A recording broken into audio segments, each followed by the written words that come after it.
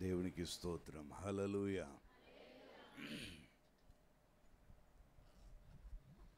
గడిచిన కాలమంతా కూడా ప్రభు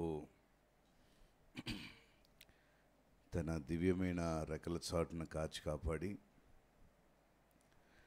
క్షేమము సంతోషమును ప్రభు అనుగ్రహిస్తూ ఈరోజు మీ అందరితో కలిసి ప్రభుని ఆరాధించడానికి ప్రభు నాకు ఇచ్చిన ఈ అవకాశాన్ని బట్టి నేను ప్రభుని స్తుతిస్తున్నాను.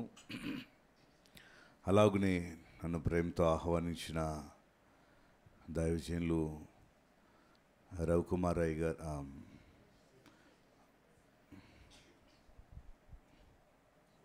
సురేష్ అయ్య గారికి, అమ్మగారికి, సంఘ బిడ్డలకు, కూడి వచ్చిన మీ అందరికీ మన ప్రభు అయిన యేసుక్రీస్తు నామమున అందరికీ వందనాలు తెలియచేస్తున్నాం. హల్లెలూయా. ఈరోజు ఎంతో చక్కటి కృపను ప్రభు అనుగ్రహిస్తూ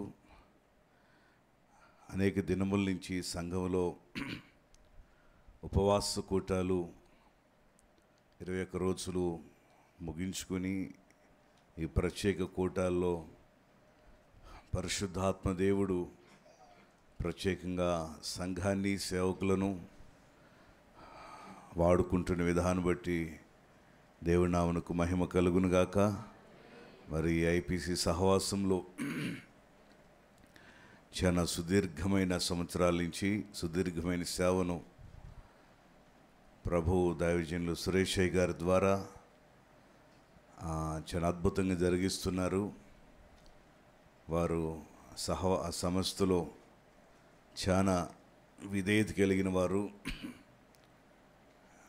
ఎంత అంటే మేము చాలా చోట్ల చూస్తూ ఉంటాం, సేవకుల సదస్సులు, సంఘ క్రమాల్లో ఉపవాస కూటాలు ఆయా స్థలాల్లో జరుగుతున్నప్పుడు దైవజనులు చాలా డిసిప్లైన్గా ఉంటారు, తక్కువగా మాట్లాడతారు, దేవుని పని ఎక్కువగా చేస్తారు. దేవుడు వారి స్థితిని, వారి ఆలోచనను, ఉద్దేశాన్ని గమనించారు కనుకనే ఈ పరిచర్యను ప్రభు అప్పగించి ఇంత ఘనంగా ప్రభు జరిగిస్తున్నారు. హల్లెలూయా. ఇలాంటి గొప్ప దైవజనులను కలిగి ఉండటం అది కూడా ఒక వరం అని భావించాలి. ఎందుకంటే కాపరు లేని గొర్రెలు చెదిరిపోతాయి. ఆ కాపర్లు కూడా దైవ లక్షణాలు కలిగి, దైవాభిషేకం కలిగి, దేవుని వాగ్దానమును పట్టుకుని నడిచేవారైతే అది సంఘానికి, కుటుంబాలకు అది బహు ఆశీర్వాదకరమని దేవుని వాక్యం సెలవిస్తుంది. ఈరోజు మన ధ్యానాంశము గర్వింపక భయపడుము. చెప్పండి ఒకసారి, గర్వింపక భయపడుము. స్తోత్రం కలుగునుగాక. మనం దేవుని చేతిలో పనిముట్లం. కేవలం ప్రభువే మనల్ని ఇలా చేశాడు. ప్రభు సంకల్పం, ప్రభు ఉద్దేశం, ప్రభు చిత్తం ఈరోజు ఇలా ఇక్కడ నిలబెట్టడానికి ప్రభు నన్ను మిమ్మల్ని సహాయం చేశారు. కనుక మనం ప్రభువుకు మాత్రమే భయపడాలి. ప్రభు నియమించిన సేవకులకు భయపడాలి. ప్రభు ఇచ్చిన తల్లిదండ్రులకు భయపడాలి. పెద్దలకు కూడా విధేయత కలిగి జీవించాలి. లేఖన భాగంలో నుంచి మూలవాక్యాన్ని చదువుదాం. పరిశుద్ధ లేఖన భాగంలో నుంచి రోమాపత్రిక 11వ అధ్యాయము 20వ వచనాన్ని చదువుదాం. మంచిది, వారు అవిశ్వాసమును బట్టి విరిచివేయబడిరి. నీవైతే విశ్వాసమును బట్టి నిలిచియున్నావు.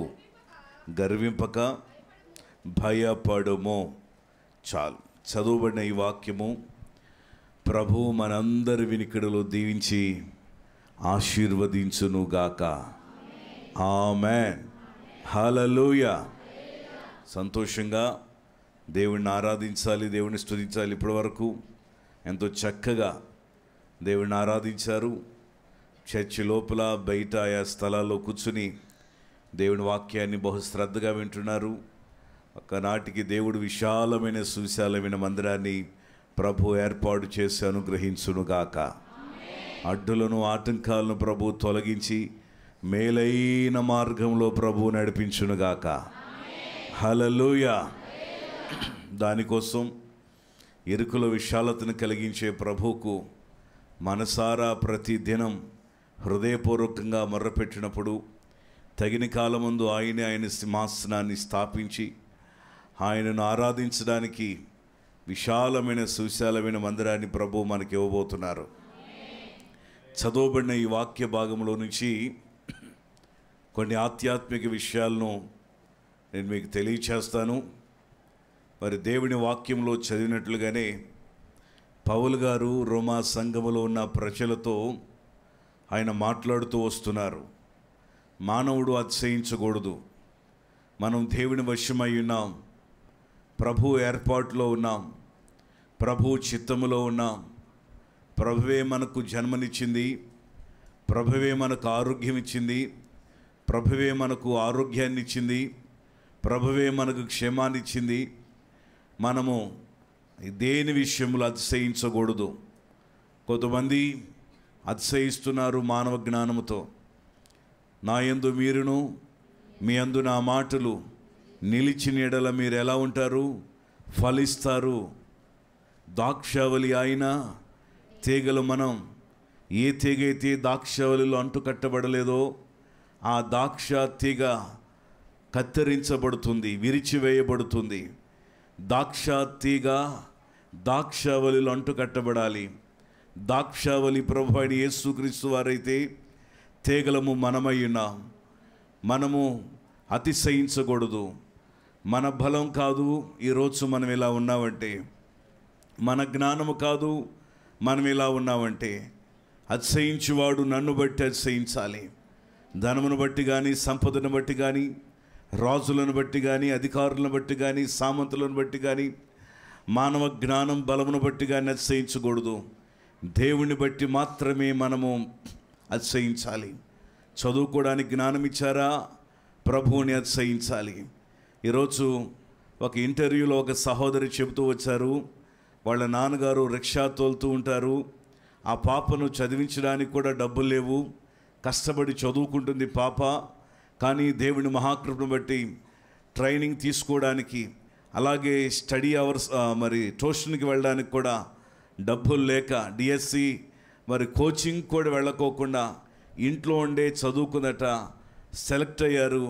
మీడియా వారు ఆవిడ దగ్గరికి వెళ్ళి అడిగారు, నువ్వు ఎక్కడ కోచింగ్ తీసుకున్నావు, ఎక్కడ చదువుకున్నావు, ఏ కాలేజీ ఏంటంటే, నా స్వశక్తితో చదువుకున్నానండి, మా స్థాయి చాలా తక్కువది, మా నాన్నగారు ఇలా రిక్షా తోలుతూ ఉంటారు, దేవుని మహాకృపను బట్టి డిఎస్సిలో క్వాలిఫై అవ్వడానికి నాకు దేవుడు సహాయం చేశారు.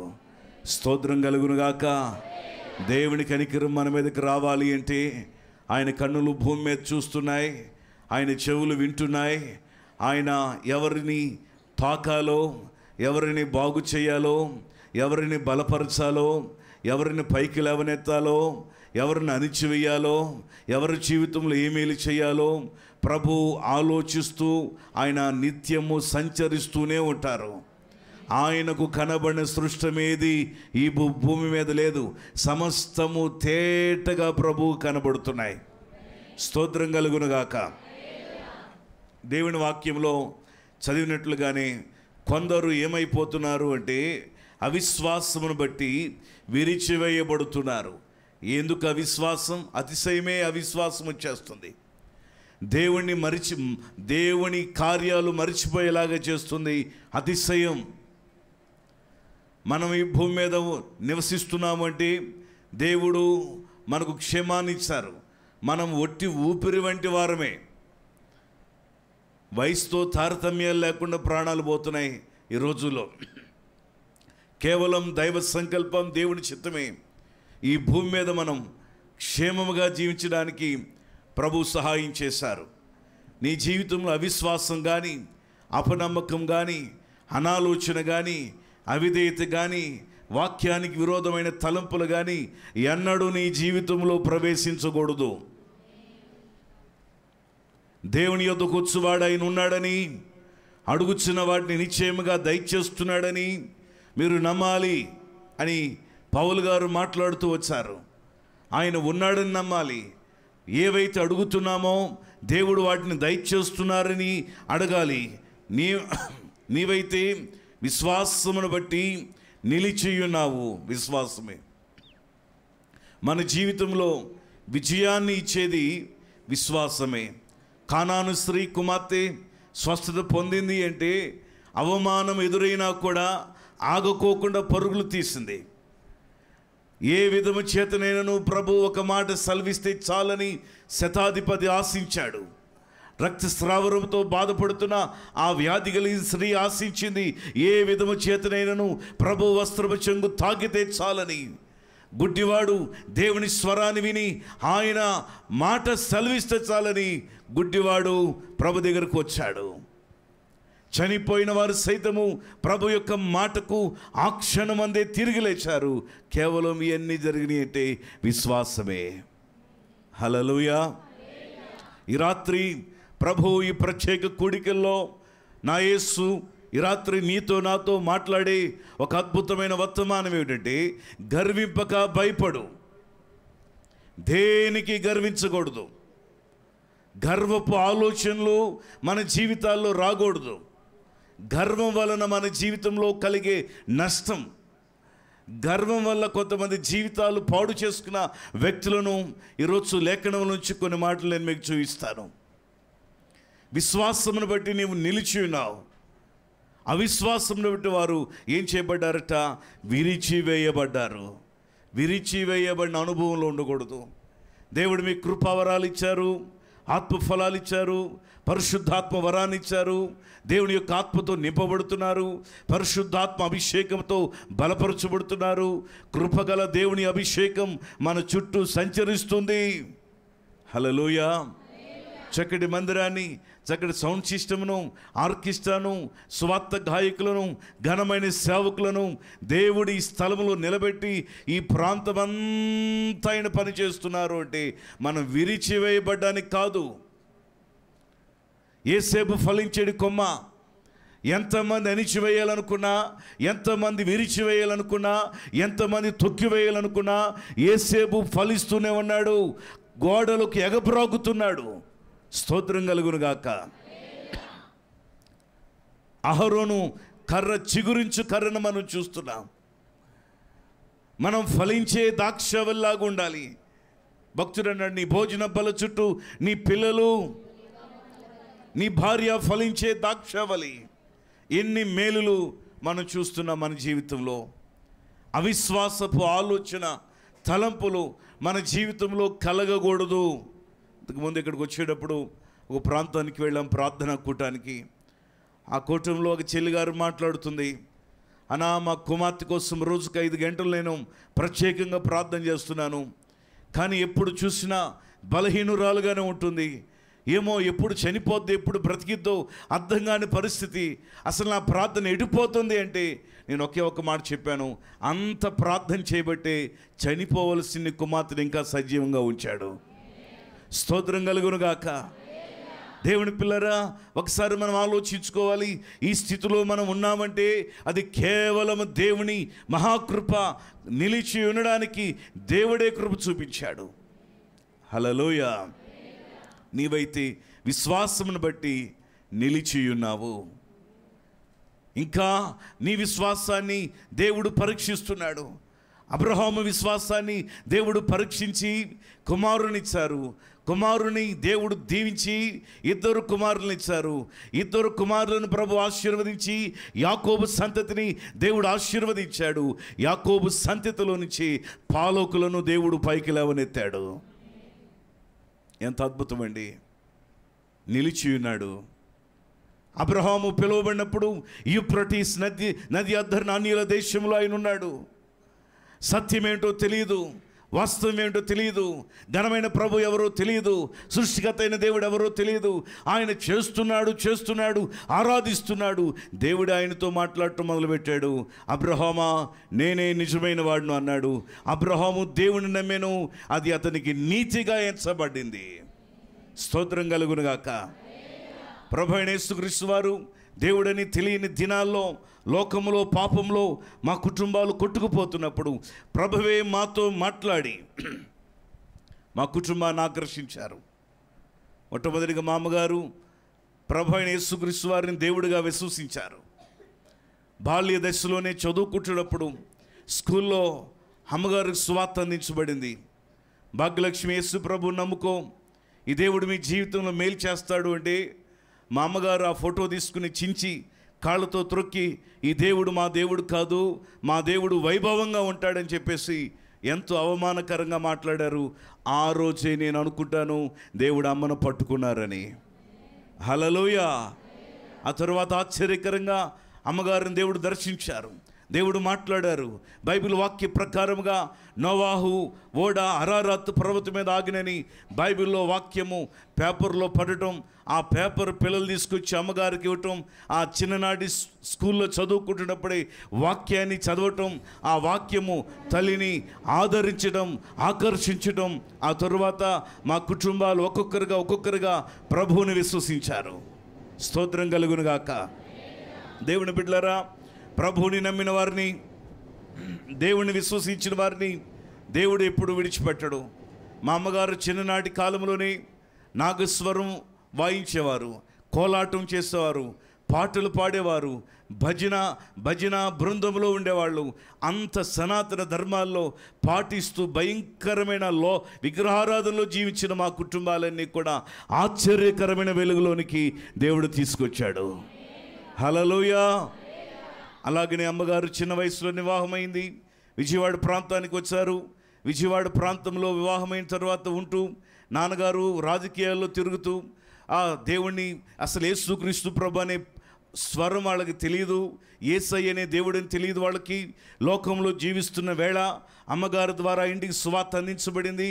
ఆ తరువాత క్రమేణా దేవుడు నాన్నగారిని పట్టుకుని దేవుని వాక్యాన్ని ఆయనకి వినిపించి ఆయన తప్పును, ఆయన పాపాన్ని ఆయనకి తెలియచేసి లోకాన్ని, పాపాన్ని, రాజకీయాలను, సమస్తాన్ని విడిచిపెట్టి యేసయ్యను సొంత రక్షణ అంగీకరించి దేవుని వెంబడించిన కుటుంబం మా కుటుంబం. స్తోత్రం కలుగునుగాక. 1985 సంవత్సరం దేవుని పిల్లరా, ప్రభు అయిన యేసుక్రీస్తు వారు సంపూర్ణంగా దేవుడిని నమ్మి కుటుంబాలన్నీ రక్షణ పొంది దేవుని కోసం వణుకూరైన ఒక ప్రాంతంలో నిలబడిన తర్వాత ఊరంతా ఒకటై, ఆ కులమంతా ఒకటై, ఎవరు దేవుని పిల్లరా పట్టించుకోకుండా వెలివేసిన దినాల్లో కూడా అమ్మ, నాన్నగారు దేవుని కోసమే నిలబడ్డారు. కానీ లోకం వైపు కానీ, కులం వైపు కానీ, మతం వైపు కానీ, ప్రజల వైపు కానీ భయపడలేదు. ఆ రోజుల్లో నీళ్లు త్రాగనీయలేదు, నీళ్లు తోడనీల, బావిల్లో ట్యాప్లో నీళ్లు పట్టుకొనిలా, వసతులకు ఆటంకం, పనులకు ఆటంకం. అయిన వారు, బంధువులు, స్నేహితులు అందరూ కూడా బద్ధ శత్రువులైపోయారు. అయినా కూడా బ్రతుకుడు క్రీస్తే చావైతే లాభమే అని నిలిచిపోయారు. ఆ రోజు మా పితరులు అలా నిలవబడబట్టి ఈరోజు ఘనమైన సేవ చేయడానికి ప్రభువు మాకు అవకాశాన్ని ఇచ్చారు. స్తోత్రం కలుగునుగాక. 1985 ఆ ప్రాంతాల్లో కమ్మవారి నుంచి ఎవ్వరూ యేసు ప్రభు నమ్మల, విశ్వాసం ఉంచలా. ఏదో నమ్మి ఏదైనా కానుకలు ఇవ్వాలంటే ఎప్పుడైనా క్రిస్మస్ పండగకి కానుకలు పంపించేవాళ్ళట. కానీ ఎప్పుడైతే అమ్మగారు, నాన్నగారు యేసుక్రీస్తు ప్రభువు దేవుడని చెప్పి నమ్మారు, ఊరంతా ఒకటైనా కూడా ఒకే ఒక ఫ్యామిలీ నిలిచి దేవుని కోసం పోరాటం చేసింది. ఇవాళ వేల మందిని అక్కడ తీసుకురాగలుగుతుంది. ఇప్పుడు వాళ్ళు అంటారు, మొక్కలోనే తుంచలేకపోయాం, ఈ మాన్నేం కదిలిస్తామంటారు. ఇది విరిచివేయబడేది కాదు. ఎంతోమంది ఇలాగే, ఇప్పుడు ఎలాగైతే మన చర్చి చుట్టూ ఇల్లు ఉన్నాయో, మేమున్న ప్రాంతం అంతా కూడా బాగా ఆశీర్వదించబడింది. అందరూ అనేవాళ్ళు ఈ గ్రామంలో అమెరికా అంటే ఈ ప్రాంతమే, చిన్న అమెరికా ఈ వణుకూరు ప్రాంతంలో ఎక్కడ ఉందనేవాళ్ళు. అంత సంపన్న కుటుంబాలు, అందరూ ధనవంతులే. ఒక్కొక్కరికి 50 ఎకరాలు, 100 ఎకరాల భూములు, 30-40 సెంట్ల స్థలాలు, అనేక మంది పనివాళ్ళు, చాలా మంది ఉన్నారు. కానీ ఎవరైతే సువార్తను ఆటంకపరిచారో, ఎవరైతే సువార్తను ఆపాలనుకున్నారో, ఎవరైతే దేవుని పని అవమానపరచాలని చూశారో, ఒక్కొక్కరుగా దేవుడు ఆ ప్రాంతం నుంచి పంపించి దానిని ఆయన పని కోసం స్వాస్యంగా ఎంచుకున్నాడు. స్తోత్రం కలుగునుగాక. అది కేవలం మా బలం కాదు, శక్తి కాదు, కేవలం యేసయ్య సంకల్పమే అనుకుంటా. ఎవరి సంకల్పం అండి? యేసయ్య సంకల్పమే. మా అమ్మగారు యేసుక్రీస్తు ప్రభువారు దేవుడని మమ్మీ డాడీ తెలుసుకున్నప్పుడు మందిరానికి వెళుతూ దేవుడిని ఆరాధిస్తూ మందిరంలో నమ్మకమైన పరిచర్య చేశారు. ఏ పరిచర్య? దేవుని పిల్లరా, ఈనాటి పరిచారకులే రేపటి పరిపాలకులు అవుతారు. సేవకులకు పరిచర్య, సంఘములో పరిచర్య, కుడి చెయ్య ఎడమ చెయ్య భేదం లేకుండా అంత శ్రమపడి సేవ చేశారు. అమ్మగారిని నాన్నగారిని ప్రభువు సేవకు పిలిచినప్పుడు కొన్ని సంవత్సరాలు దేవుడి మాట వినలేదు. నేను సేవ చేయను ప్రభువా, మేము సేవకు వెళితే నా దైవజనుడు ఏమైపోతాడో, నా సంఘం ఏమైపోద్ది, మేమే కదా మూల స్తంభాలము, మేము ఎలా వెళ్తాం సేవకంటే, లేదు మీరు సేవకు వెళ్ళండి, కుదరని రోగం పెడతానన్నాడు దేవుడు. మానవ జ్ఞానం పనిచేయదు. దేవుని మాటకు లోబడి సంఘం ప్రారంభించినప్పుడు ఒక్కరి కోసం 7 సంవత్సరాలు కష్టపడ్డారు. ఈరోజు వేల మందిని దేవుడు అక్కడికి నడిపిస్తున్నాడు. నిరీక్షణ, ఈ విశ్వాసము, ఈ నిరీక్షణ మనల్ని ఏం చేయదట? సిగ్గుపరచదు, మొత్తం మార్గం చూపించదు, కులం కూడుపెట్టదు. మార్గమైన యేసే మన జీవితానికి మోక్షమై ఉన్నాడు. ప్రకృతికి, ప్రజలకు, మానవులకు భయపడి జీవించడానికి కాదు, ప్రభు మనల్ని పిలిచింది, రక్షించింది. విశ్వాసంతో నిలబడి ప్రభువు కోసమే బ్రతకడానికి దేవుడు పిలిచాడు. ఈరోజు కొంతమంది మందిరానికి వస్తున్నామని చెప్పడానికి కూడా సిగ్గు, బైబిల్ తెచ్చుకోవడానికి సిగ్గు, యేసుక్రీస్తు నమ్ముకున్నామని తెలియచేయడానికి సిగ్గుపడుతూ ఉంటారు. యేసయ్య మన కోసం వీధుల్లో, దేవుడి పిల్లరా, ఆ గొల్గొతా కొండ వరకు సిలువను మోసుకుని వెళుతూ అవమానాన్ని భరించాడు, నిందలు భరించాడు, పిడిగుద్దులు తిన్నాడు, అవహేళన చేయబడ్డాడు, గేలి చేయబడ్డాడు. ఆయన సిగ్గుపడలేదే? సిగ్గుపడ్డారా? యవనస్తులైన బిడ్డలు, యవనస్తులైన ఆడపిల్లలు, సండే స్కూల్ పిల్లలు, వయసులో పెద్దవారు ఎవ్వరు కూడా ఎప్పుడూ సిగ్గుపడకూడదు ప్రభు పని విషయంలో. దైవ దర్శనం కలిగిన దేవుడి బిడ్డలం, సర్వసత్యాన్ని తెలుసుకుని పరిశుద్ధాత్మతో నింపబడిన దైవ సంఘం మనం. దేవుడి గ్రంథాన్ని పట్టుకుని వెళుతున్నప్పుడు అదే ఒక సాక్ష్యం అంతే. ఎక్కడికి వెళుతున్నారు? మందిరానికి. ఎక్కడికి వెళుతున్నారు? ఇలాగే కొంతమంది దేవుడి మందిరానికి వస్తుంటే ఒక రచ్చబండ దగ్గర కూర్చున్న వాళ్ళు కొంతమంది అన్నారట, ఎంత ఇస్తున్నారు? రోజు వెళుతున్నారు. అప్పుడు 50 రోజులు ఉపవాస కూడలు జరుగుతున్నాయి మాకు. ఎంత ఇస్తున్నారు మీకు? రోజు వెళుతున్నారు అంటే, అక్కడ ఇచ్చేది ఏముండదో, వెళ్ళిన వాళ్ళు మనమే ఇచ్చి రావాలి, వస్తానంటే మీరు కూడా రండి అన్నారట. అంతే. అప్పటి నుంచి ఇప్పటి వరకు వీళ్ళని కదిలించడం అంత మంచిదేమీ కాదు, మౌనంగా ఉండటమే మంచిది. దేవునికి స్తోత్రం కలుగునుగాక. గమనించండి దేవుడి పిల్లరా, దైవ బిడ్డలమైన మన జీవితాల్లో మన నడక, మన ప్రవర్తన, మన జీవిత శైలి సాక్ష్యం. కొద్ది నిమిషాలు నేను సమయానుకూలంగా దేవుడి మాటలు మీకు అందిస్తాను. గర్వింపక భయపడు అనే దేవుని మాట ప్రభువు మనతో మాట్లాడుతున్నారు. సమూయేలు రాసిన మొదటి గ్రంథము 2వ అధ్యాయము 3వ వచనములో హన్నా ప్రార్థన చేస్తూ ఇలా మాట్లాడుతూ వచ్చారు. యెహోవా అనంత జ్ఞానియగు దేవుడు, అనంత జ్ఞానియగు దేవుడు, ఆయనే క్రియలను పరీక్షించును. ఇంకను అంతగా గర్వంగా మాట్లాడుకుడి. గర్వపు మాటలు మీ నోట రానియకుడి. అది చూడండి, దేవుడు యెహోవా అనంత జ్ఞాని అయిన దేవుడు. ఏ జ్ఞానట చెప్పండి? అనంత జ్ఞాని. ఆయన జ్ఞానమునకు మించిన జ్ఞానే లేడు. అనంత జ్ఞాని అయిన దేవుడు.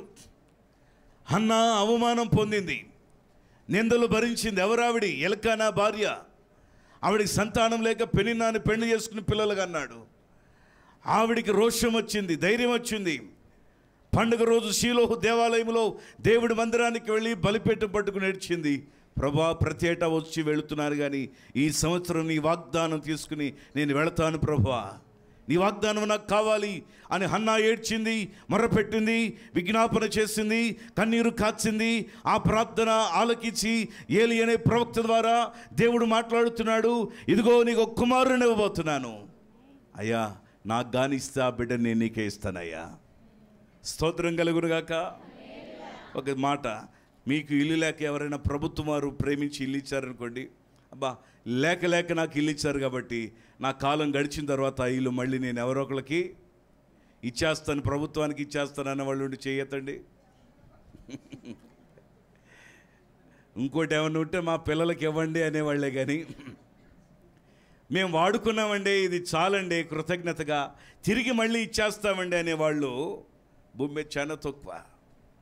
ఆవిడ అడిగింది ఏమిటంటే, నింద తొలగిపోతే చాలు, నా ప్రభు సజీవుడని తెలిస్తే చాలు. ఆ విశ్వాసం, ఆ నమ్మకమే ఆవిడ జీవితంలో గొడ్రాలు 7 పిల్లలను కన్నన్నట్లుగా ఆవిడ పిల్లలను కనగలిగింది. సమూయేలును కన్నది.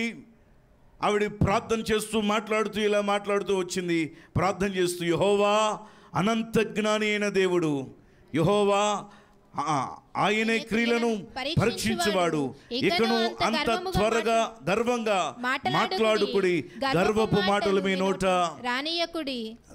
దేవుడు అనంత జ్ఞాని, ఆయన అన్ని చూస్తున్నాడు, మాట్లాడే మాటలు ప్రభు వింటున్నాడు, ఆలోచించే ఆలోచన ఆయన గమనిస్తున్నాడు. ఓ ప్రజలారా, మీ నోట గర్వపు మాటలు రానియకుడి. అది కుటుంబమైనా, సంఘమైన, సమాజంలో వ్యక్తులైనా గర్వపు మాటలు మన నోట ఉండకూడదు. తనను తాను తగ్గించుకున్నవాడు హెచ్చించబడతారు. ఎందుకు ఉపవాస కూటాలు, ఎందుకు ప్రత్యేక సమావేశాలు, ఎందుకు కృతజ్ఞతా కూటాలు అంటే మనలను మనం సరి చేసుకోవడం కోసమే. మనలను మనం సరి చేసుకుని సంపూర్ణంగా దేవునికి సజీవయాగంగా సమర్పించుకోవడం కోసమే దేవుని యొద్దకు మనం వచ్చాం. మన నోట ఏ మాటలు రాకూడదట. వస్తే ఏమవుతాయి? కీర్తన గ్రంథము, సామెతల గ్రంథము 13వ అధ్యాయము 10వ వచనం చదువుదాం. గర్వము వలన జగడమే పుట్టును, ఆలోచన వినువానికి జ్ఞానము కలుగును. గర్వం వల్ల ఏమవుతుందట? జగడం. ఎందుకు గర్వింపక భయపడాలి? గర్వం వల్ల ఏమవుతుంది? గర్వపు మాటల వల్ల ఏమవుతుంది? అహంకారంగా మాట్లాడటం వల్ల ఏమవుతుంది? అనాలోచనగా మాట్లాడటం వల్ల ఏమవుతుంది అంటే జగడం వస్తుంది. రోజుల్లో భార్యాభర్తల మధ్యలో జగడాలు ఎందుకు వస్తున్నాయి అంటే, నువ్వెంత అంటే నువ్వెంత అంటారు. ఒకళ్ళు తగ్గించుకోరుగా. మా అమ్మగారు సాక్ష్యం చెప్తున్నప్పుడు మేము విన్నాం. మేము పుట్టక మునుపు ప్రభు అయిన యేసుక్రీస్తు వారి తల్లి ఒక్కడు నమ్మినప్పుడు, నాన్నగారు లోకంలో ఉన్నప్పుడు నాన్నగారు బహు కోపంగా ఉండేవాళ్ళు. ఆయనతో మాట్లాడాలంటే చాలా మంది భయంగా ఉండేది. అలాంటి పరిస్థితుల్లో నాన్నగారు కోపం వచ్చినప్పుడు ఉతికిన బట్టలే ఉతికేదట అమ్మగారు, తోమిన ఇంట్లో తోమేవాళ్ళట. గొడవే లేదక, ఏం లేదు. కొంతమంది వెళ్ళిపోతారు, ఏంటి అంటున్నావేంటి?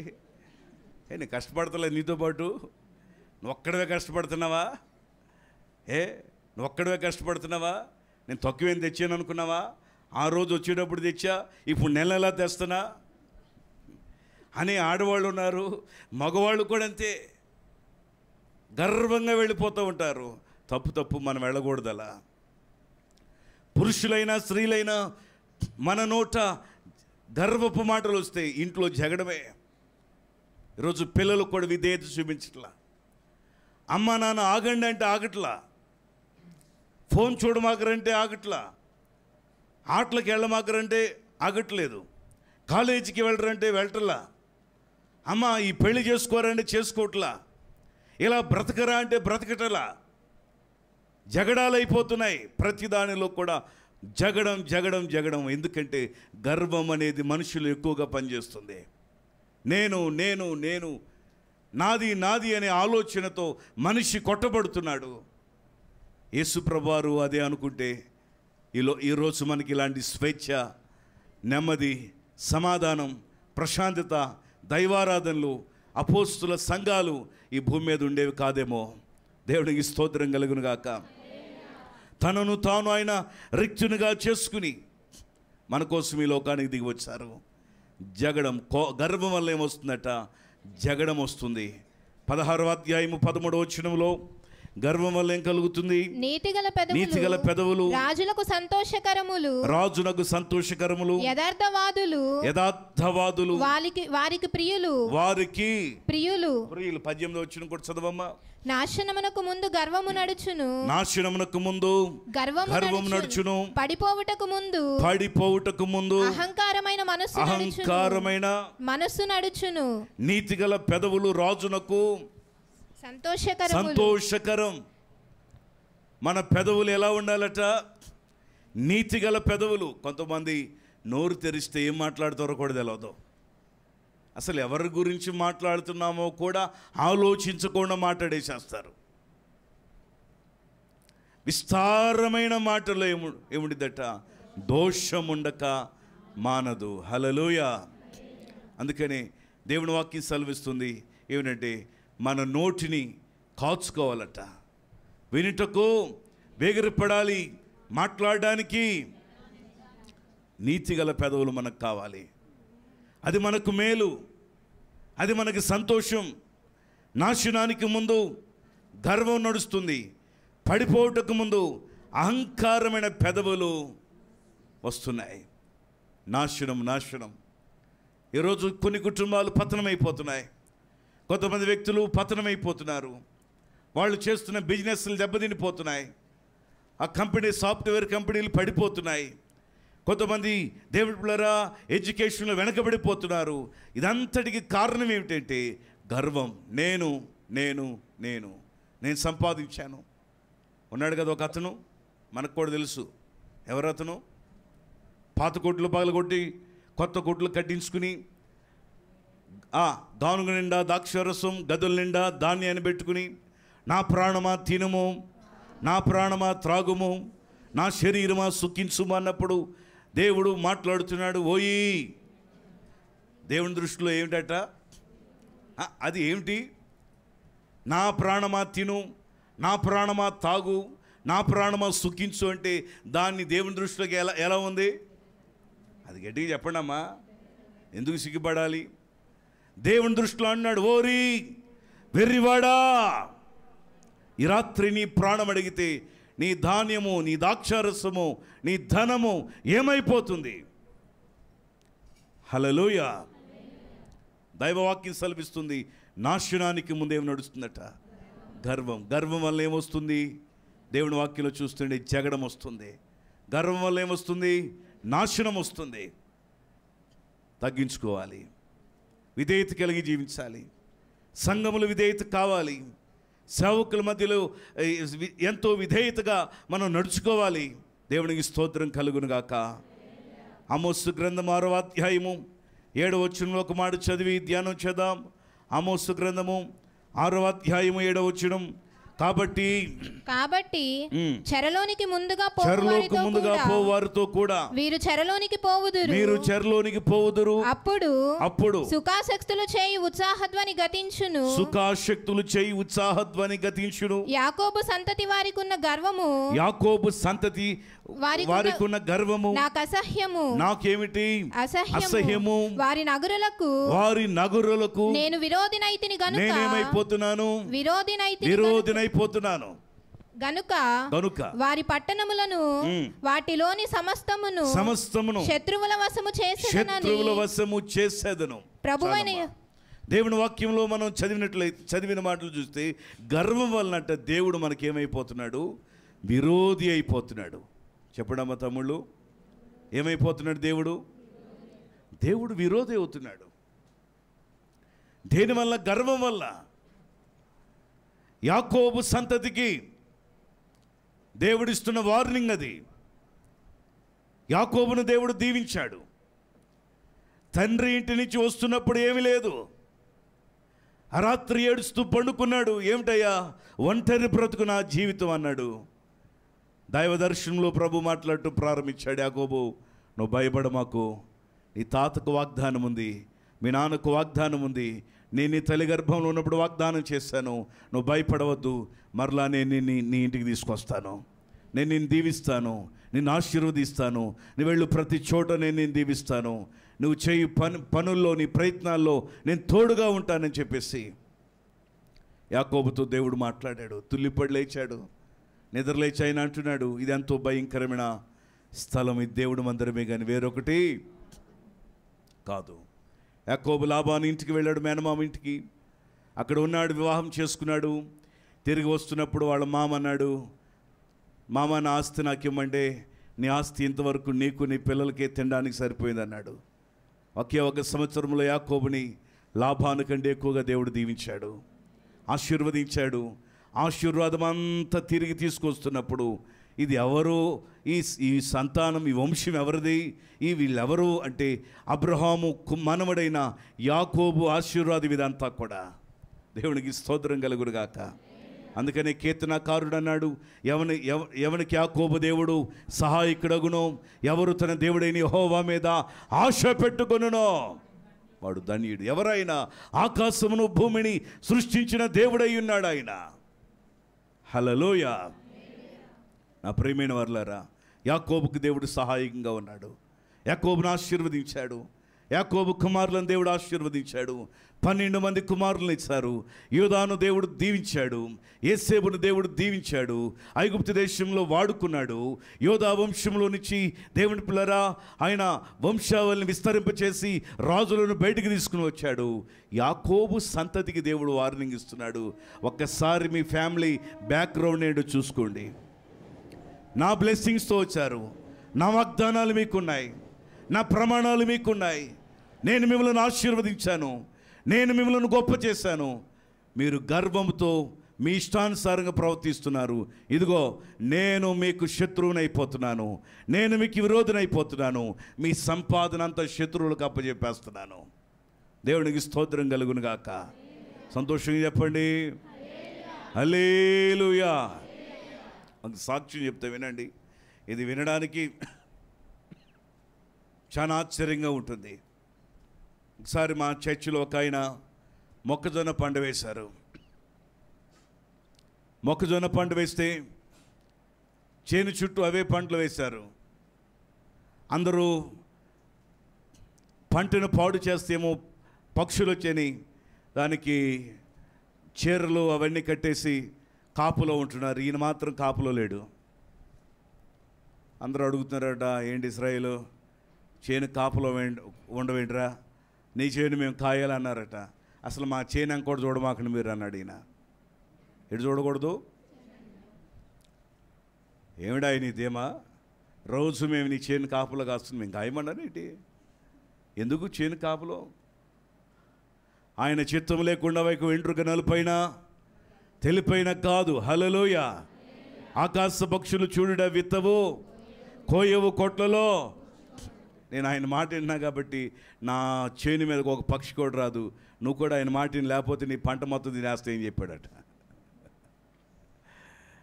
చేపకు ఆజ్ఞాపిస్తే ఏం చేసింది? మత్స్యం యోనాను గర్భంలో 3 దినాలు దాచింది. నినివే ఒడ్డుకు తీసుకువెళ్ళి కక్కింది. గాడిద మాట్లాడింది, దేవుడు చెప్పిన తరువాత గాడిద దేవుడు మాట వింది. ఇంట్లో ఎన్ని ఎత్తుకుపోతే కాకి కనిపించినట్టు బతకనివ్వదు, తీసుకుపోవడమే కానీ తీసుకురావడం తెలియదు దానికి. అలాంటి కాకి దేవుడు మాట విని ఏలియాను కరువు కాలంలో పోషించింది. హల్లెలూయా. పక్షులు వింటున్నాయి, జంతువులు వింటున్నాయి, నేను దేవుడు మాట వింటున్నాను, నా పంటకు ఆయనే కాపుదల అన్నారట. చూద్దాం లేరా, పుట్టిన గాడిని చిట్టానే ఉంటున్నాం ఈ మాటలో అన్నారట. ఈయన పంటను దేవుడు విస్తారంగా దీవించాడు. హల్లెలూయా. నా ప్రియమైన వర్లారా, దేవుని వాక్యాన్ని బట్టి మనం చూస్తున్నాం. మనం ఆయన మాట వినలేదంటే శత్రువులకు అప్పగిచ్చేస్తాడు. మన ఆరోగ్యం మనమే కోల్పోతాం. మనకు కలిగిన సమస్తాన్ని మన జీవితంలో పోగొట్టుకున్న వారం అవుతూ ఉంటాం. కొందరేమో అవిశ్వాసం చేత విరిచివేయబడ్డారు, కొందరైతే విశ్వాసం బట్టి దేవుని పిల్లల బైబిల్లో చదివితే నిలిచి ఉన్నారు. అందుకని నువ్వేం చేయకూడదు, గర్వింపక ఏం చేయాలి, భయపడు. స్తోత్రం కలుగునుగాక. హల్లెలూయా. నిలిచి ఉన్నాము అంటే మనలో ఏముండకూడదు, గర్వం ఉండకూడదు, అతిశయం ఉండకూడదు. హల్లెలూయా. బైబిల్లో కొంతమంది వ్యక్తులు నేను మీకు చూపిస్తాను. ఒక 3-4 వ్యక్తులు మీకు జ్ఞాపకం చేస్తాను. వాళ్ళకున్న గర్వమే వారి జీవితంలో పతనావస్థకు తీసుకువెళ్ళిపోయింది. దేవుని బిడ్డలు చాలా జాగ్రత్తగా ప్రభు ఆరాధికులమై ఉండాలి. పరిశుద్ధ గ్రంథంలో నుంచి యెషయా ప్రవచన గ్రంథము 14వ అధ్యాయము 12, 13, 14, 15 వచనాలు చదివితే, కీటకములు యెషయా 14:12. తేజో నక్షత్రమా, చదువమ్మా. వేకువ చుక్క, నీవెట్లు ఆకాశము నుండి పడితివి. తేజో నక్షత్రమా, వేకువ చుక్క, నీవెట్లు ఆకాశం నుంచి పడితివి. జనములను పడగొట్టిన నీవు నేల మట్టుకు ఎట్లు నరకబడితివి. నేను ఆకాశమునకు ఎక్కిపోయేదను, ఆకాశానికి ఎక్కిపోతా. దేవుని నక్షత్రములకు పైగా నా సింహాసనమును హెచ్చిస్తాను. ఉత్తర దిక్కుననున్న సభా పర్వతము మీద కూర్చుందును, మేఘమండముల మీదకి ఎక్కుదును. 14వ వచనంలో మనసులో ఏమనుకుందట, మహోన్నతునితో సమానునిగా అని ఎంచుకుంది. అందుకని నేల మట్టం వరకు పడద్రోయబడింది. ఎవరు? ఇప్పుడు సైతాన్ అంటున్నాం చూడండి, లూసిఫర్. దేవుని ఏర్పాటులోంచి త్రోసివేయబడింది. దేవుడు ఏర్పాటు చేసిన దూతాగణములను 3 భాగాలుగా డివైడ్ చేశారు. ఒక దూతాగణం సంగీతములు వాయించే దూతాగణాలు, రెండవ దూతాగణాలు మిఖాయేలు సైన్యం యుద్ధములు చేసే దూతాగణాలు, మూడవ దూతాగణాలు దేవుని వర్తమానములు అందించే దూతాగణాలు గాబ్రియేలు. ఒక దూతాగణానికి హెడ్ ఎవరు? లూసిఫర్. రెండవ దూతాగణానికి హెడ్ ఎవరు? మిఖాయేలు. మూడవ దూతాగణానికి హెడ్ ఎవరు? గాబ్రియేలు. 3 బాధ్యతలు అప్పచెప్పారు. ప్రభు సింహాసనాసీనుడిగా ఉన్నప్పుడు, రెక్కలు ఆడిస్తున్నప్పుడు సప్త స్వరాలు వస్తూ ఉండేవి. కంఠమెత్తి పాటలు పాడుచు ఆరాధిస్తున్నప్పుడు పరలోక మండలం అంతా కూడా సంతోషంతో అక్కడ అందరూ పరవశులైపోయేవాళ్ళు. ఒకరోజు వచ్చింది చెడ్డ ఆలోచన. అసలు దీని అంతటికి కారణం ఎవరు? నేనే. చెప్పడమా? ఏంటి అడుగుతున్నారు? నేనే. ఆ లూసిఫర్కి వచ్చిన ఆలోచన నేనే అనే గర్వం, ఫలితం నరకం. తన జీవితంలో కలిగింది నేనే ఆరాధికుణ్ణు, నేనే సంగీత విద్వాంసుణ్ణి, నేను లేకపోతే పరలోకం నిశ్శబ్దం, దైవారాధన లేదు.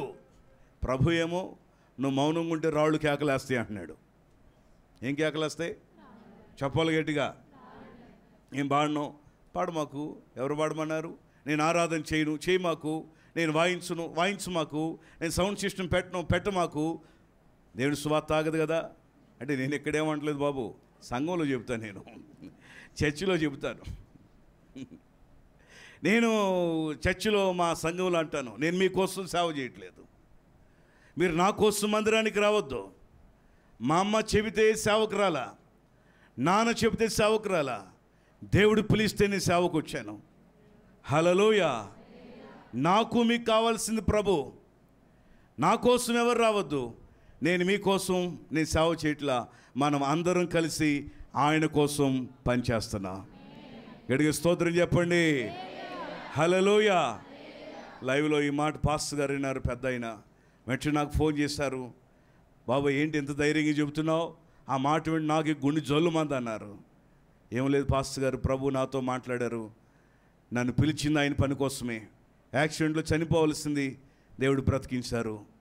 నాకు 2015-16లో యాక్సిడెంట్లో నడుము దగ్గర నుంచి కాళ్ళు 2 చచ్చుబడిపోయినాయి. దేవుడు నన్ను మళ్ళీ బ్రతికించి జీవితంలో నడవలేవని చెప్పిన నన్ను దేవుడు లేపి నడిపించాడు. కోవిడ్ సెకండ్ వేలో ఎంతోమంది గనులైన సేవకులు అందరూ చనిపోయారు. దేవుడు నన్ను ఎందుకో నిలబెట్టాడు, ఇంకా నాతో ఆయనకి పని ఉందని. పీక్ స్టేజ్కి వెళ్ళిపోయాను, చనిపోతానని నేను కూడా అనుకున్నారు. కానీ దేవుడు బ్రతికించి ఆరోగ్యం ఇచ్చి ఆయుష్నిచ్చి ఎంతవరకు దేవుడు నన్ను నిలబెట్టాడు సజీవులుగా. అందుకని నేను చెప్తున్నా అండి, నా కోసం మీరు కాదు, మీకోసం నేను కాదు, మనమందరం ఆయన కోసమే. సంతోషంగా స్తోత్రం చెప్పండి. హల్లెలూయా. కనుక ఈ సాక్ష్యాలన్నీ చెప్తే సమయం చాలు, కానీ క్లుప్తంగా నేను మీకు నోట్ చేశాను. ఐపీసీ సేవకులు కొంతమంది ఫోన్లో మాట్లాడుకునేవాళ్ళం, గ్రూపులో వస్తే, ఎలా ఉన్నా బాబు, తగ్గిందా మీకు? బాగోలేదండి, అసలు నేను బాగా పీక్ స్టేజ్కి వెళ్ళిపోయాను, చాలా సివియర్గా వచ్చిన లంగ్స్ దెబ్బతిన్నాయి, బ్రెయిన్ దాకా వెళ్ళిపోయింది కోవిడ్. తక్కువలో ఉన్న వాళ్ళు ఏమో చనిపోయారు, చనిపోవలసిన దేవుడు బ్రతికించాడు. అప్పటి నుంచి కొంచెం ఈ ఊపిరితిత్తుల సమస్య వచ్చింది, అయినప్పటికీ దేవుడు విడిచిపెట్టలేదు. స్వరం రాదన్నారు, మాట్లాడలేనన్నారు, మాట్లాడడానికి దేవుడు స్వస్థతనిచ్చాడు. హల్లెలూయా. దేవుడిచ్చిన విద్య ఇది. కీబోర్డ్ ప్లే చేస్తున్నామా, వాయిద్యాలు వాయిస్తున్నామా, డ్రమ్ ప్లే చేస్తున్నామా, కంజరు కొడుతున్నామా, కాయిల్ ప్లే చేస్తున్నామా, సౌండ్ సిస్టమ్ పెడుతున్నామా, కంఠమెత్తి దేవుణ్ణి స్తుతిస్తున్నామా? మనం అంతేకాకుండా 10 తొందులు సితారాలు పట్టుకుని 2 చేతులతో దేవుణ్ణి ఆరాధిస్తున్నామా? అది కేవలం దేవుడిచ్చిన కృప. అది హల్లెలూయా. నేను అనే పదం మనలోనికి రాకూడదు. మరి నేను ఒక సంఘానికి వెళ్ళమని ఐపీసీ సంఘానికి వెళితే అక్కడ పాస్టర్ గారు చెప్పారయ్యా, ఇతడు మంచి నమ్మకస్తుడు, మంచి పరిచారకుడు, మాకు మంచి మూలస్తంభంగా ఉండేవాడు.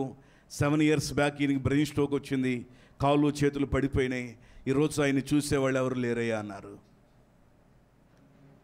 దేవుడు మనల్ని ప్రేమించారు, మన అవయవాలు బాగున్నాయి, మనం క్షేమంగా ఉన్నాం, ఇంకా ఆరాధన చేయాలి, ఇంకా దేవుని స్తుతించాలి, మనం బలమంతా శక్తి అంతా పెట్టి ఆయన పని కోసమే చేయాలి. దేవునికి స్తోత్రం కలుగును గాక. హల్లెలూయా. ఇప్పుడు బళ్ళు, కార్లు, వాహనాలు ఇచ్చేశారు. వెనకటి కాలంలో, పితరుల కాలాల్లో అయితే పగలంతా స్వార్థకి వెళ్ళిపోయి సాయంకాలం సైకిల్ వేసుకుని 10, 20, 30 కిలోమీటర్లు సైకిల్ మీద వెళ్ళిపోయేవాళ్ళు. సరైన ఆహారం ఉండేది కాదు. మా నాన్నగారు వాళ్ళు చెప్తున్నప్పుడు వినేవాళ్ళం సాక్ష్యాలు. 15, 20 కిలోమీటర్లు సైకిల్ వేసుకెళ్ళి అక్కడ ఆరాధనలో పాల్గొని పరిచర్యకి వెళ్ళి, సేవకులు కాదు విశ్వాసులే, అక్కడికి వెళ్ళి చాపలేసి మైకులు పెట్టి వాయిద్యాలు వాయించి తిరిగి మరలా అన్నీ సర్దేసుకుని సైకిల్ వేసుకుని ఇంటికి వచ్చేసేవాళ్ళు. ఏం పెట్టారు అక్కడ? పెట్టడానికి ఏమీ లేదు. ఏమిటి పెట్టడానికి ఏమి లేదు. ఒకసారి ఈపూర్ లంక అనే ప్రాంతానికి నేను చిన్నపిల్లవాడిని, డ్రమ్ బాగా కొట్టేవాడిని, పాస్టర్ గారు తీసుకెళ్లారు. డ్రమ్ కొడదు కానీ రా బాబు అని. నేను మా అమ్మమ్మ గారి ఇంటికి తీసుకువెళ్తే అక్కడికి వెళ్ళిన తర్వాత పాస్టర్ గారు అన్నారు, అమ్మా, వాణి ఆవిడ పేరు, వాడిమా, అందరికి భోజనం ఏర్పాటు చేసేయమ్మా అన్నారు. ఏం చేయాలి? మనకులాగా ఉండదు అది, లంక ప్రాంతం, నది దాటి లోపలికి వెళ్ళాలి. అయ్యగారు అందే, అందరికి భోజనం చేసే అన్నారు. చేలో పండిన కందులు అప్పటికప్పుడు ప్రార్థన జరుగుతున్న ఒక ఆవిడ ఇసురుతుంది. వెంటనే వాటిని కడిగి ఉడకబెట్టి పప్పు చేశారు. ఇంకొకళ్ళు చేలో పండిన ఒడ్లు, మరపట్టించిన బియ్యం ఉన్నాయి, వండేశారు. మామిడికాయ పచ్చడి, పప్పు, అన్నం 3 పెడితే కమ్మగా తిన్నారు. 12ంటికి పెరుగు తీసుకొచ్చి మజ్జిగ పోసి అందరికి మజ్జిగాన పెట్టారు. ఈరోజు ఎన్ని రకాల వంటలు పెట్టినా ఏం పెట్టారు? సింపుల్గానే చేస్తున్నారు. ఇంకా అది చేస్తే బాగుండేదేమో, ఇంకా ఇది చేస్తే బాగుండేదేమో. హల్లెలూయా. మన వాళ్ళు ఆ రోజుల్లో అంత కష్టపడ్డారు, శ్రమపడ్డారు. కాబట్టి ఈ రోజుల్లో ఈ ఫ్యాన్ల కింద, లైట్ల కింద మనం ఎంతగా సుశాలంగా దేవుని ఆరాధిస్తున్నాం. హల్లెలూయా. దేవుళ్ళారు, ఒకప్పుడు చర్చిలోనికి పాములు వచ్చాయి, తేళ్ళు వచ్చాయి, మంటరగాబులు వచ్చాయి. ఎందుకంటే సరైన వసతులు లేవు. వాన వస్తే సంఘాల్లో చర్చిలోనికి నీళ్ళు వచ్చాయి, చిన్న చిన్న పూరు గుడిసెలు. కానీ ఈరోజు అవన్నిటిని దేవుడు దీవించాడు. నేను అనే పదం రాకూడదు. నా వలనే ఈ సంఘం కట్టబడింది, నా వలనే ఈ సువార్త అందించబడుతుంది, నా వలనే ఇంతమంది ఆత్మలు వస్తున్నారు, నేనే 50 మందిని రక్షించాను. ఓకే, నీకు దేవుడు అక్కడ ఘనమైన ప్లేస్ ఇచ్చాడంతే. స్తోత్రం కలుగును గాక. స్క్రీన్ మీద కనబడవలసింది మనం కాదు, ఎవరట? దేవుడే. హల్లెలూయా.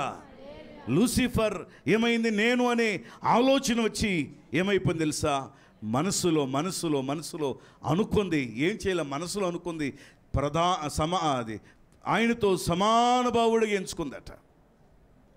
ప్రధానత్వాన్ని నిలుపుకోలేక దేవుడి దూతలు నెట్టివేయబడ్డాయి. నా ప్రియ సహోదరి సహోదరులారా, దైవ బిడ్డలమైన మన జీవితాల్లో మనం నమ్మవలసింది ఏమిటో తెలుసా? మనము ఎంత తగ్గించుకుంటే అంతగా దేవుడు మన కుటుంబాలను దేవుడు దీవిస్తాడు. దానియేలు గ్రంథము 4వ అధ్యాయము 30వ వచనాన్ని చదువుదాం. 33 దాకా చదవండి. రాజు 4 చదవమ్మా. 30వ వచనం. రాజు బబులోనను ఈ మహా విశాల పట్టణము నా బలాధికారమును నా ప్రభావ ఘనతను కనపరచుటకై నా రాజధాని నగరముగా నేను కట్టించినది కాదా అని తనలో తాను అనుకున్నాడు. రాజు నోట ఈ మాట ఇలా ఉండగా ఆకాశము నుండి ఒక శబ్దం వినిపించింది. ఏదనగా, ఏమిటయ్యా? రాజాగు నెబుకద్నెజరు, ఇదే నీకు ప్రకటన. ఇదిగో నీకు ఒక ప్రకటన. నీ రాజ్యము నీ యొద్ద నుండి తొలగిపోయాను. నువ్వు అతిశయించావు, గర్వించావు, నేనే కట్టానన్నావు, నాదే ఈ రాజ్యం అంతా అన్నావు. అప్పుడేమో యెహోవాయే దేవుడు అన్నావు, ఇప్పుడంతా నాదంటున్నావు. చదవమ్మా. తమ యొద్ద నుండి మనుషులే నిన్ను తరిమేస్తారు. నీవు అడవి జంతువుల మధ్య నివాసము చేయు. ఏ రాజ్యాన్ని బట్టి అతిశయిస్తున్నావో, ఏ పదవిని బట్టి అతిశయిస్తున్నావో, ఏ ధనాన్ని బట్టి అతిశయిస్తున్నావో, ఆ పదవి నీ జీవితానికి నాశనం తేబోతుంది. జనములు నిన్ను తరుముతారు, అడవులకు అరణ్యాలకు వెళ్ళిపోతావు. 7 ఏండ్లు నువ్వు పశువుల వల్ల ఏం చేస్తావట? గడ్డి మేసేదవు. రాజభోజనం అంటే మామూలు భోజనమా? ఏ భోజనం? రాజభోజనం అంటే కొన్ని హోటల్స్లో పెడతారు, రాజభోజనం ఉంది ఇక్కడ అని. ఏ భోజనం? ఎన్ని రకాలు, తినడానికి కడుపు ఉండాలిగా మనకి. హల్లెలూయా. గమనించాలి దేవుని బిడ్డలారా, దేవుని వాక్యం ఇలా మాట్లాడుతుంది. నెబుకద్నెజరు, నా పట్టణం, నా జ్ఞానము, నా తెలివి, దానియేలు లాంటి ప్రవక్తలు వాడబడిన ప్రాంతం అది. దేవుడు ఒక ప్రక్కన స్వరాన్ని వినిపిస్తున్న అహంకారంతో నాది నేను అనే విధానంలో వెళ్ళాడు వేలో. దేవుడు ఆయనతో మాట్లాడాడు, నువ్వు దేని గురించి అసహ్యపడుతున్నావో అదే నీ జీవితానికి నాశనం తెస్తుంది. తిరిగి ఏమైపోతున్నావు తెలుసా? నువ్వు అడవులు పాలైపోతున్నావు. 7 ఏండ్లు నువ్వు గడ్డి మేస్తావు. ఎన్నేళ్ళమా? అబ్బా, ఎంత బాధాకరమైన విషయం. సమయం లేదు కాబట్టి క్లుప్తంగా నేను మాట్లాడుతున్నాను. నేను అనే పదవు అనే ఆలోచన లూసిఫర్ జీవితాన్ని పాడు చేసింది. నేను అనే ఆలోచన నెబుకద్నెజరు జీవితాన్ని పాడు చేసింది. మూడవదిగా యెషయా ప్రవచన గ్రంథము 3వ అధ్యాయం 16వ వచనం, సియోను కుమార్తెలు గుచ్చి దేవుడు మాట్లాడుతూ ఉంటాడు. మరియు యెహోవా సెలవిచ్చినదేదనగా, 3వ అధ్యాయం 16వ వచనం యెషయా. మరియు యెహోవా సెలవిచ్చినదేమనగా, సియోను కుమార్తెలు గర్విష్ఠురాండ్లై మెడచాచి నడుచుచు. ఎవరట? ఏ కుమార్తెలు? సియోను. దేవుని బిడ్డలే, దేవుని వాగ్దాన ప్రజలే, మెడచాచుచు, ఓర చూపులు చూచుచు, కులుకుతో నడుచుచు, తమ కాళ్ళ గజ్జలను మ్రోగించుచు, కాబట్టి మ్రోగించుచున్నారు. కాబట్టి ప్రభు అంటున్నాడు, సియోను కుమార్తెల నడినెత్తిని బోడి చేస్తాను. యెహోవా వారి మానమును బయలుపరచును. గమనించండి దేవుని పిల్లరా, దేవుని వాక్యం ఇలా మాట్లాడుతూ వస్తుంది. వారు ఏం చేశారట? అంత నాదే అని గర్వించారు. వారు తమలో తాము అనుకున్నారు, వారు అందాన్ని బట్టి గర్వించారు. దేవుడు అన్నారు, వారు నెత్తిని బోడి చేస్తాడట. అందము ఏం మాట్లాడతలా? మోసకరం, సౌందర్యము. అందంగా పడడం పాపమేం కాదు. అందం పాపం అనుకోమాకండి. అందంగా ఉన్నానని అనుకోవటమే పాపం. ఏం పాపం? నేను అందగాడిని, నేను అందగత్తిని, నేను అలా ఉన్నాను, నేను ఇలా ఉన్నాను, నాకంటే ఇంకా గొప్పవాళ్ళు లేరు, నాకంటే అందగత్తు లేరు అని అనుకోవటమే పాపం. హల్లెలూయా. గమనించాలి దేవుని బిడ్డలారా, సియోను కుమార్తెలు ఓర చూపులు చూచుచు, మెడ చాచి, చండాలపు ఆలోచనలతో వెళ్ళిపోతున్నారు. ఈరోజు దేవుని బిడ్డలే, దేవుణ్ణి దేవుడిగా ఆరాధించలేకపోతున్నారు. మనసారా ప్రభువుని ఆరాధించలేకపోతున్నారు. ఒక కుర్రోడు చర్చిలో వాక్యం ఇట్లా వినబడుతుంటే కూర్చుని గేమ్ ఆడుతున్నాడు. ఎక్కడా? చర్చిలో గేమ్ ఆడుతున్నాడు కూర్చుని. ప్రక్కన వాళ్ళు చెప్పారట, ఇది పరిశుద్ధ స్థలం రా, ఎలా పడితే అలా చేయమాకు, ఫోన్ ఉండదు చెయ్యి ఉండదంటే కింద నుంచి పైదా చూసి మా నాన్న చెప్తే 2 పోట్లతో చంపేస్తాను నిన్ను అన్నాడట. మా సంఘంలో సంగతి చెబుతున్నా. చర్చిలో ఏం ఆడకూడదన్నారు? గేమ్ ఫోన్లో. వాళ్ళ నాన్నకి చెప్పి చంపించేస్తానన్నాడట.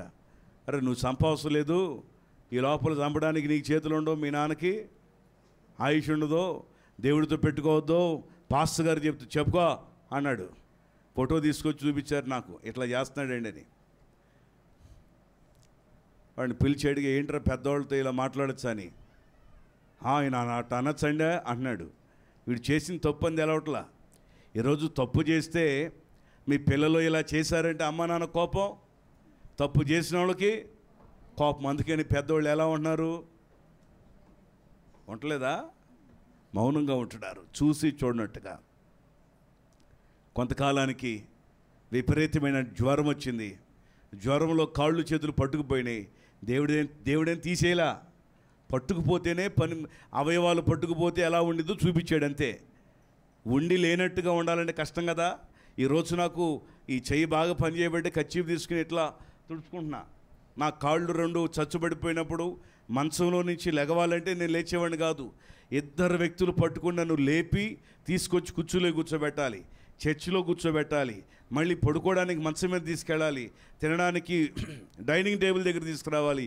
అంత కష్టపడేవాళ్ళు. ఈరోజు నా కారు నేను దోలుకుంటున్నా, కొండ ఎక్కుతున్నా, కొండ దిగుతున్నా, సువార్తకు 1000 కిలోమీటర్లు ప్రయాణం చేస్తున్నా, రోజుకు 3-4 చోట్లకి వెళ్తున్నాం, 300-400 కిలోమీటర్లు ప్రయాణం చేస్తున్నాం. బలహీనత లేకుండా దేవుడు బాగు చేశాడు. హల్లెలూయా. ఉన్న అవయవాలు లేనట్టుగా ఉంటే దేవుడు చూపించాడు. జ్వరం వచ్చింది, జ్వరంలో కాళ్ళు చేతులు పట్టుకుపోయినాయి. ఇక వెంటనాడు ఏడుస్తూ అంటున్నాడట, పలానా అంకులకు ఫోన్ చేయండి, అంకులు వస్తాడు, అయ్యగారికి ఫోన్ చేయండి, అయ్యగారు వస్తాడు, నేను క్షమాపణ అడగాలి అన్నాడు. దేవుడు మొత్తితేనే మనిషి బాగుపడతాడు. ఎవరు మొత్తాలి? దేవుడు మొత్తితే. దేవుడితో ఆటలొద్దు. సియోను కుమార్తెలు ఎంతో చక్కగా పాటలు పాడవలసిన కుమార్తెలు, ఎంతో చక్కగా ఆరాధన చేయవలసిన కుమార్తెలు, ఎంతో చక్కగా దేవుని పనికి ఉపయోగపడవలసిన కుమార్తెలు ఓర చూపులట. ఏవి పడితే అవి మాట్లాడటం, ఎలా పడితే అలా జీవించడం, ఎలా పడితే అలా నడవటం. దేవునికి స్తోత్రం కలుగును గాక. సంఘానికి వస్తే ఎంత విధేయతగా ఉంటారో కొంతమంది. ఒకసారి మేము ఒక ఇంటికి అనుకోకుండా వెళ్ళాం. అనుకోకుండా వెళితే ఆ ఇంటికి వెళ్ళేసరికి ఆవిడ మంచి పనిలో ఉంది. నేను మా బాబు వెళ్ళాం, వెనకాల కూర్చున్నాడు. 2 కలిసి వెళ్ళాం. అనుకోకుండా వెళ్ళాం అక్కడ ప్రార్థన చేయడానికి. అక్కడ దాకా వెళ్ళేసరికి ఆవిడ మంచి పనిలో ఉంది, టీవీ పెట్టి చూస్తుంది. ఈ లోపల ఆవిడికి గుండె ఆగిపోయినంత పని అయిపోయి, ఏంటయ్య గారు ఇక్కడికి వచ్చేసారు, అసలు ఒక్క మాట అన్నా చెప్పలేదే, ఏదో ఒకటి ఏర్పాటు చేసేదాన్ని అంటుంది. కానీ ఆవిడ ఎత్తుక్కుంటుంది. రిమోట్ ఎక్కడ పెట్టింది మర్చిపోయింది. అసలు విచిత్రమైన తెలుసా, బాబు కొంచెం టీవీ కట్టే అంటుంది బాబుని. ఆ బాబు అన్నాడు, ఆంటీ నీ చేతిలోనే ఉందిగా కట్టే అన్నాడు. రిమోట్ ఆవిడ చేతిలో ఉంది కానీ ఆ టెన్షన్లో ఏమైపోయింది, ఆవిడ చేతిలోనే ఉంది రిమోటు. చూడండి, దేవుడు చూస్తూ ఊరుకునే దేవుడు కాదు. ఈరోజు నేను చెప్పినప్పుడు కొంచెం హాస్యంగా ఉండవచ్చేమో, కానీ ఆ ఒకరోజు ఇలాగే ఒక ఆన్లైన్ ప్రార్థనలో ఒక ఆయన చక్కగా దేవుడిని ఆరాధన చేసి భార్యాభర్తలు 2 అట్లా ఇంటికి వెళ్ళారు. వెళ్ళిన వాళ్ళు ప్రార్థన నుంచి వెళ్ళినాక ప్రార్థన చేస్తూ పడుకోవాలి. ఇంకా ఆయన ఏంటో టీవీ మీదకి మనసు వెళ్ళిపోయి టీవీ ఆన్ చేశాడు. అప్పుడు దాకా వాళ్ళ మనవడు టీవీ చూసి పడుకున్నాడు. ఆ టీవీ ఆన్ చేసినప్పుడు సినిమా వచ్చింది, దాంట్లో దూకుడు వచ్చిందట. ఇక ఆయన కళ్ళు ఆర్పకుండా అని చూస్తున్నాడు. వాళ్ళు చెబితే తెలిసింది, మాకు తెలియదు అవన్నీ. చర్చిలో సాక్ష్యం చెప్పాడు, జీవితంలో చూడమాకండి చచ్చిపోయినా కూడా అని. హల్లెలూయా. అలాగే చూస్తున్నాడు. ఆవిడ కూడా, అవ్వమ్మ గారు కూడా వచ్చి చూసింది. వాళ్ళిద్దరికి పేర్లు పెట్టాం, బోయేజు రూతు అని పేరు పెట్టాం. ఏమిటండి? బోయేజు రూతు అని పేరు పెట్టాం. మంచి విశ్వాసులే, పట్టాడు వాడట. చూస్తా అక్కడికి అట్లాగే ఉండిపోయారు. ఈ లోపల దేవుని కోపం దిగొచ్చినేమో, టీవీలో బాంబు పెట్టినట్టు పేలిపోయింది. అన్నీళ్ళు కలిసి ఉన్నాయి, చుట్టూ మొత్తం ఇల్లే. ఒక్కసారి పెద్ద శబ్దం, ఇంట్లో నుంచి పొగొచ్చేసరికి ఇళ్లలో నుంచి జనం మొత్తం పరుగులు తీసుకుని బయటకు వచ్చారు. ఏమైంది ఏమైంది ఏమైంది ఏమైంది అర్థం కావట్లా. ఏమైందంటే వీళ్ళిద్దరు ఏడుస్తూ అంటున్నారు, మేము పనికిమాలి పని చేసాం, తప్పు పని చేసాం, ఆ దూకుడు చూసాం, దేవుడు దూకేసాడు. ఎక్కడికి? దేవుడు కోపమే దూకేసింది. దేవుడు కోపం వాళ్ళకి అర్థం కావట్లే అసలు.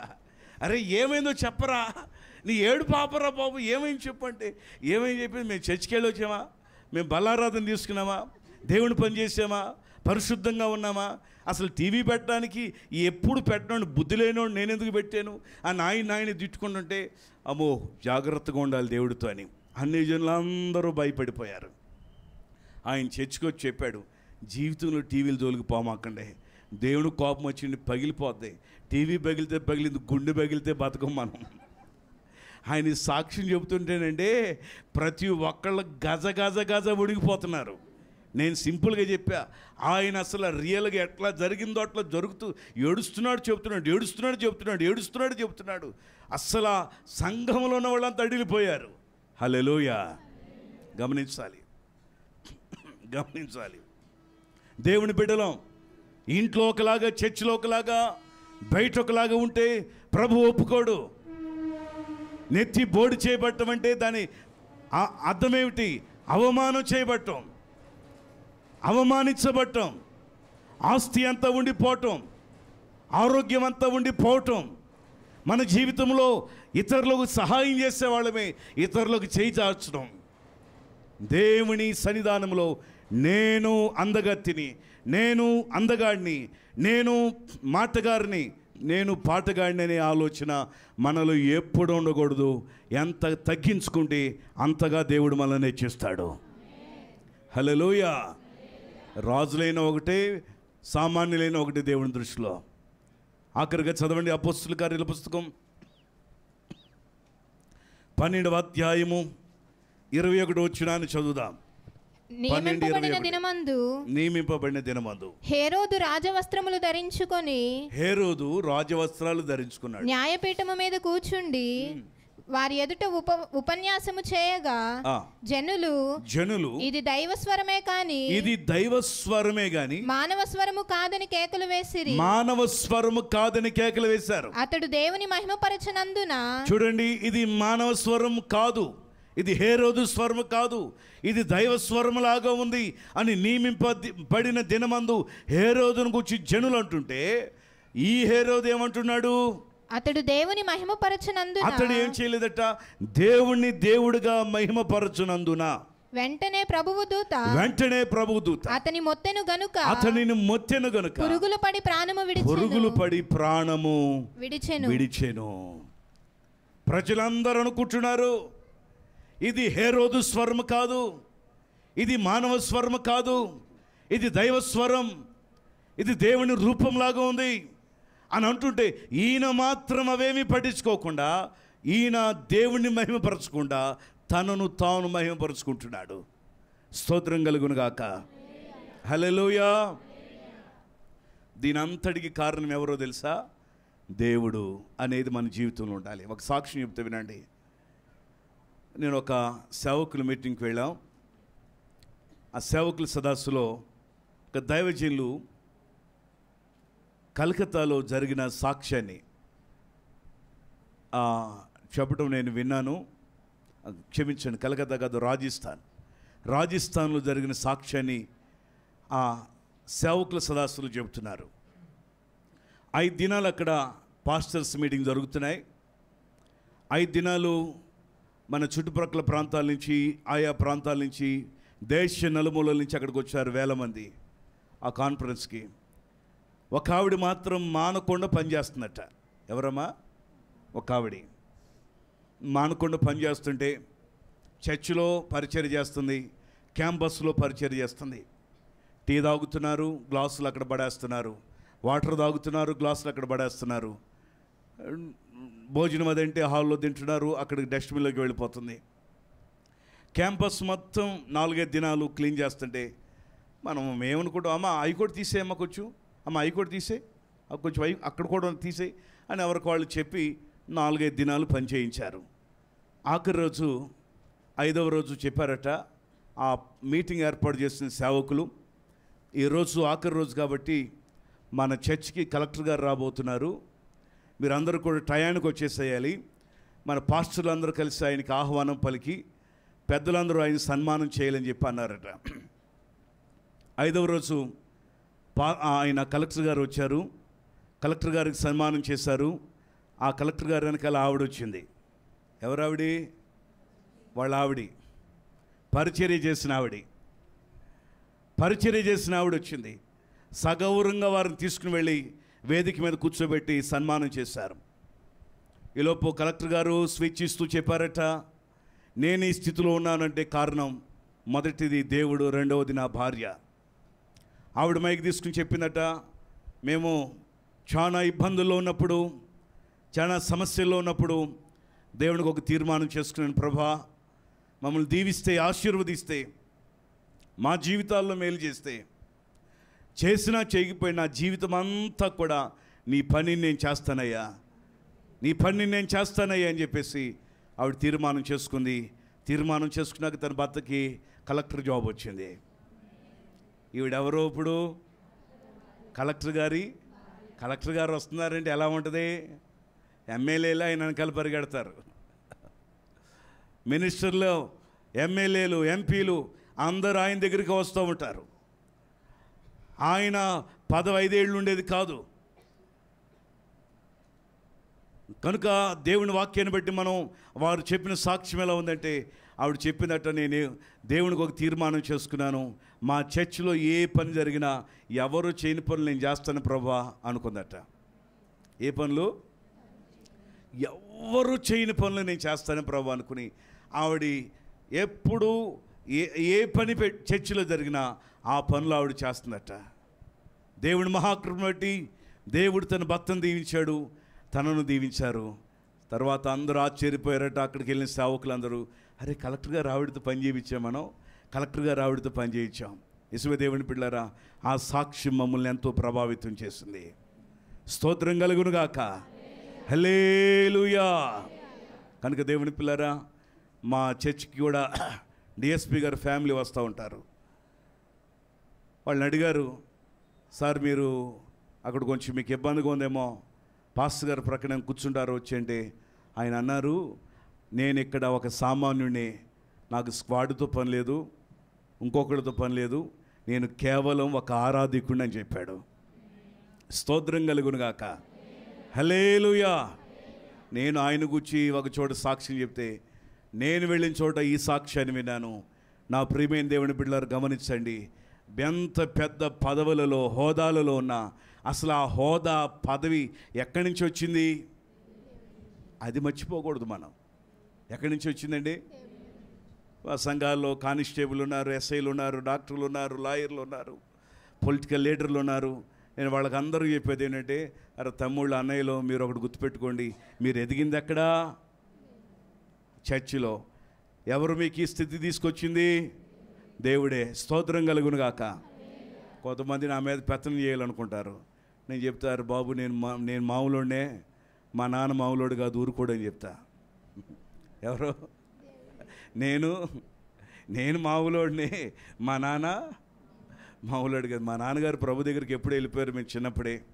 నా తండ్రి అయిన యేసయ్య నా ప్రభు ఒప్పుకునే దేవుడు కాదు, నా సేవకును ముట్టినవాడు నా కనుగుడ్డు ముట్టినట్టే. ఇద్దరు కూడి మాట్లాడుట యెహోవా చెవియొగ్గి ఆలకిస్తున్నాడు. హేరోదు అనుకున్నాడు, ఇది నా స్వరమే, ఇది నా జ్ఞానమే, ఇది నా తెలివే, ఇది నా అధికారమే. వెంటనే పడి చనిపోయాడు, పురుగులు పడి చనిపోయాడట. నా ప్రియ సహోదరి సహోదరులారా, నేను అనే గర్వం లూసిఫర్ను విరిచివేసింది. నేను అనే గర్వం నెబుకద్నెజర్ని విరిచివేసింది. నేను అనే గర్వం సియోను కుమార్తెలను విరిచివేసింది. నేను అనే గర్వం హేరోదును కూడా విరిచివేసింది. మూలవాక్యాన్ని చదవండి. మంచిది వారు అవిశ్వాసమును బట్టి నిలిచి విరిచివేయబడిరి, నీవైతే విశ్వాసమును బట్టి విరిచివేయబడిరి, నీవైతే విశ్వాసమును బట్టి నిలిచియున్నావు. గర్వింపక భయపడుమో. హల్లెలూయా. భక్తులను చూయించాను, భక్తిహీనులను చూయించాను, దేవుని వాక్యాన్ని మీకు అందించాం. దేవుని బిడ్డలారా, మనము పడిపోయిన వారి వలె ఉండకూడదు. వారిని మనకి దేవుడు దృష్టాంతాలుగా ఉంచాడు. మనలో ఒక మార్పు, మాదిరి, ప్రత్యేకమైన జీవితం. ఏమండి, ఎలా ఉండాలి మనము? ప్రత్యేకమైన జీవితం. దేవునికి స్తోత్రం కలుగును గాక. దేవుని వాక్యాన్ని బట్టి మనం అర్థం చేసుకోవాల్సింది ఏంటంటే, మీరైతే ఎలా ఉన్నారు?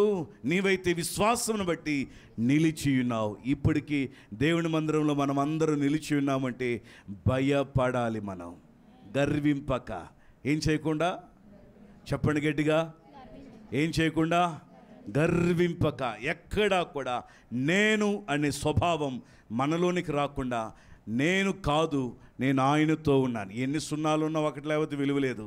ఆ ఒకటే నా యేసు. ఎన్ని సున్నాలున్నా విలువ లేదు. ఆ ఒక్క సున్నాకి ఒకటి ఉంటేనే ప్రక్కన విలువ. ఆ ఒక్కటైన యేసు మనతో ఉన్నాడు కాబట్టి నేను అనేది మనం ఏమైనాం? జీరో అయి ఉన్నాం. యేసయ్య ఒకటై ఉన్నాడు. స్తోత్రం చెప్పండి. హల్లెలూయా. కళ్ళు మూసుకుని ప్రార్థన చేద్దాం కొద్ది నిమిషాలు. ప్రభు అందించిన వర్తమానం దైవజనులు సురేష్ అయ్య గారిని బలపరిచి ఈ రామార్పాడు తదితర ప్రాంతాల్లో దేవుడు ఎంతో బలముగా దేవుడు వాడుకుంటున్నారు. వాగ్దానాలు ఎన్నో ఉన్నాయి. దేవుని ప్రవచనాత్మకంగా తన భక్తులను దేవుడు అభిషేకించి వాడుకుంటున్నారు. సంఘాన్ని బహుగా విస్తరింపు చేస్తున్నారు. పాస్టర్ గారు చెప్పారు ఉపవాస కూటాలకు రావాలని. కొన్నిసార్లు చెప్పినా రాలేకపోయాం, అవకాశం లేక. ప్రభా, దైవజనులు పిలిచారు, అక్కడికి వెళ్ళాలయ్యా, ఏ వాక్యం అందించాలి ప్రభు, అల్పుణ్ణి, జ్ఞానం లేనివాడిని నువ్వు మరుగుపరిచి వాడుకోవాలి ప్రభా, నీ సిలువ చాటును మరుగుపరిచి వాడుకోడని ప్రభుతో మాట్లాడితే దేవుడు చెప్పారు, వెళ్ళు, భయపడమని, గర్వం వద్దని చెప్పు, భయపడమని చెప్పు అన్నారు. ప్రభు చెప్పమంది చెప్పాను. హల్లెలూయా, హల్లెలూయా. ఇది దేవుడు ఎవరిని ఉద్దేశించి మాట్లాడారో. ఈ వాక్యం మీకు కాదు, నాతో కూడా దేవుడు మాట్లాడారు. ఇది నా బలం కాదు, నా సంపద కాదు, నా ఆరోగ్యం కాదు, కేవలం నా యేసే నన్ను బ్రతికించారు. మోకరించండి, కొద్దిసేపు కన్నీరు కాచి దేవుని అడగండి. ప్రభా, 21 రోజులు ఉపవాసాల్లో ఉన్నాం, ముగించామయ్యా. ప్రత్యేక కూటాలు రేపటితో అయిపోతాయి. ఈ నెల అంతా మమ్మల్ని కాచావు. 10వ నెలలో ప్రవేశపెడుతున్నావు. ఇంకా 3 నెలలే ఉన్నాయి ప్రభా. ఈ 3 నెలల్లో నువ్వెలా నడిపించబోతున్నావో